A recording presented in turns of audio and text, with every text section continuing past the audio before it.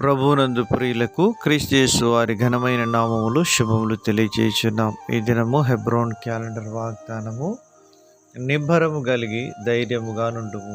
యెహోషువ గ్రంథము 1వ అధ్యాయము 9వ వచనములో దేవుడి మాటలు ఇశ్రాయేలు జనాంగంతోనూ యెహోషువ దైవజనునితోనూ మాట్లాడుతూ ఉన్నాడు. నిజంగా ఇశ్రాయేలులకు అది ఒక గడ్డు కాలము. ఎందుకనగా తమ నాయకుడైనటువంటి మోషే తమను ఎడబాసి ప్రభు చెంతకు చేరిన దినములవి. అలాంటి సందర్భంలో మోషేను గురించి ఇశ్రాయేలు జనాంగమంతా కూడా దుఃఖ దినములు సలుపుచున్నటువంటి ఆ పరిస్థితిలో నిజంగా దేవుడు తన వాక్కును విడుదల చేసి, నేను నీకు తోడై ఉన్నాను, మోషేకు తోడైనట్లు నీకును తోడైందును అని దేవుడు యెహోషువతో మాట్లాడుతూ, నిబ్బరం కలిగి ధైర్యముగా నుండుము, నిశ్చయముగా నీవు ఈ ప్రజలను స్వాధీనం చేసుకుందు అని దేవుడు మాట్లాడుతూ ఉన్నాడు.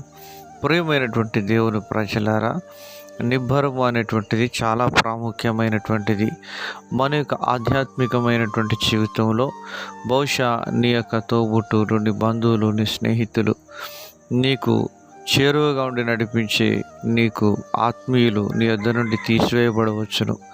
అటువంటి సందర్భంలో కృంగిపోక, నిరాశపడక, విశ్వాసమునకు కర్తయు దాన్ని కొనసాగించువాడైన యేసు వైపు చూచుచు మన ఎదుట ఉంచబడిన పందెపు రంగంలో ఓపికతో పరిగెత్తాలని పరిశుద్ధ గ్రంథం బైబిల్ మనకు సెలవిస్తూ ఉన్నది.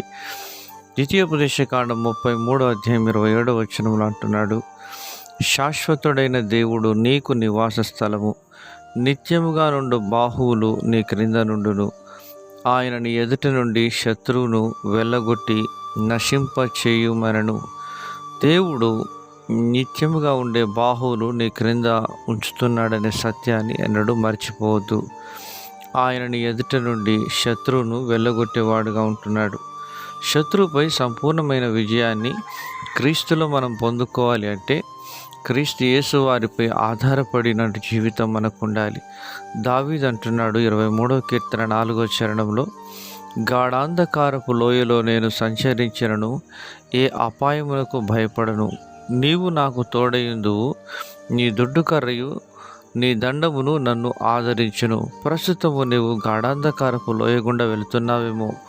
ప్రియమైన స్నేహితుడా, సహోదరి, భయపడక, దిగులు పడక, మరి దావీదుకు తోడై కృప చూపించినటువంటి దేవుడు ఈరోజు మనకు తోడుగా ఉన్నాడనే సత్యాన్ని మర్చిపోక, ఆయనపై ఆధారపడి నిశ్చింతగా, నిబ్బరంగా ఆయన మీద భారం వేసి మనం ముందుకు సాగుటకు ప్రభు సహాయం చేయనుగాక.